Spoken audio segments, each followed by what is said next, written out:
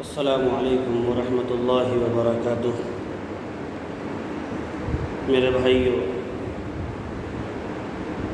آج رمضان المبارک کا تیسرا دن ہے۔ بہت مبارک مہینہ گزر رہا ہے۔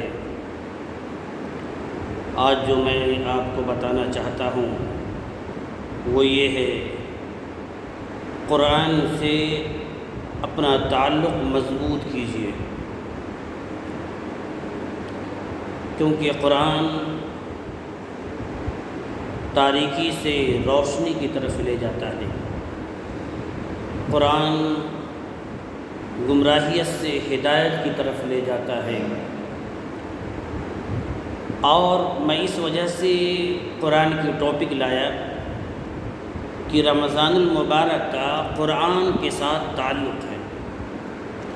اس سے پہلے ایک ذہن میں بٹھا لیں، جو معلوم ہونے والی چیز ہے وہ یہ ہے کہ آسمانی کتابیں جتنی ہیں، یعنی تورات، انجیل، زبور، یہ تینوں کتابیں رمضان المبارک ہی میں نازل ہوا، اور آخری کتاب جو قیامت تک رہنے والی ہے، جو امت محمدیہ کو اللہ رب العزت نے تحفے میں عنایت فرمایا، عظیم الشان کتاب، یہ بھی رمضان المبارک ہی میں نازل ہوا۔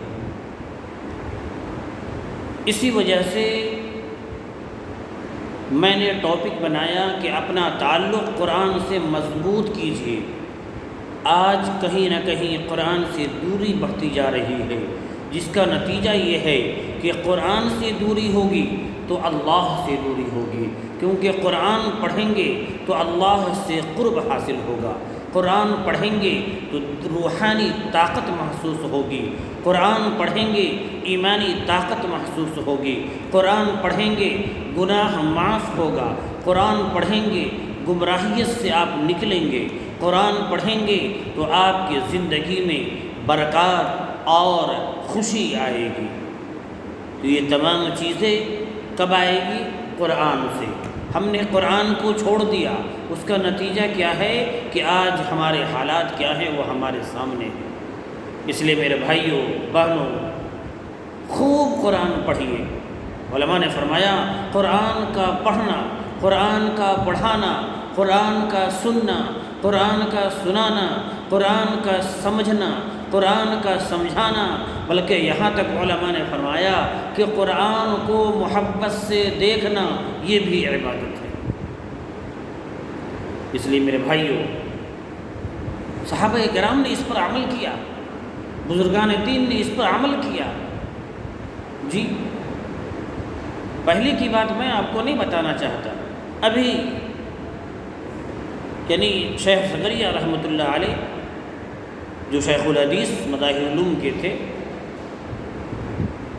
آپ کے یہاں کمپٹیشن ہوتا تھا، قرآن کس نے کتنا قرآن پڑھا۔ امام ابو حنیفہ اور امام شافعی رحمۃ اللہ علیہ کے بارے میں آتا ہے کہ ایک دن اور ایک رات میں ایک قرآن ختم کرتے تھے، اور دوسرے ائمہ اور بزرگان دین کے بارے میں آتا ہے کہ اپنے تمام معمولات کو چھوڑ کر رمضان المبارک میں قرآن کثرت سے پڑھا کرتے تھے۔ اس لیے میرے بھائیوں، قرآن یاد کیجئے، دیکھ کر پڑھیے، زبانی یاد کیجئے، سمجھ کر پڑھیے، اپنے بچوں کو ترغیب دیجئے کہ قرآن پڑھو، ذہن کھلے گا، قوت حافظہ ہوگی، آنکھ کی روشنی بڑھے گی، اللہ کا قرب حاصل ہوگا، اللہ خوش ہوں گے۔ جب یہ ساری چیزیں قرآن میں ہے تو ہمیں کیا چاہیے؟